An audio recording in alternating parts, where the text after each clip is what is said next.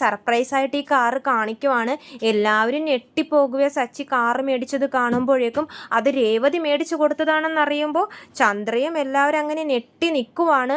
ഇതിനൊക്കെ ഒരുപാട് കാശായി കാണില്ലേ എന്ന് ചോദിക്കുമ്പോൾ സച്ചി പറയുന്നുണ്ട്, അവൾ പൂകെട്ടിയ കാശ് കൊണ്ട് എനിക്ക് മേടിച്ചു തന്നതാ.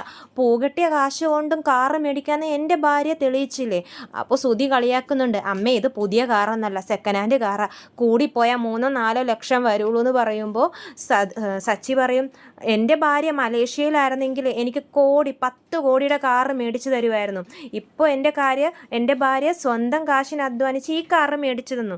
നിൻ്റെ ഭാര്യേനെ പോലെ മലേഷ്യയിലെ അച്ഛനൊക്കെ ഉണ്ടായിരുന്നെങ്കിൽ ഞാനിപ്പോൾ ഏത് നിലയിൽ എത്തിയാനേന്ന് പറയുമ്പോഴേക്കും ശ്രുതിയുടെയും ശ്രുതിയുടെയൊക്കെ മുഖമൊക്കെ അങ്ങോട്ട് മാറുവേ, ചന്ദ്രയുടെ മുഖവും മാറും. ചന്ദ്ര അപ്പോഴാണ് ശ്രദ്ധിക്കുന്നത് കാറിലെ പേര് ചന്ദ്രമതി.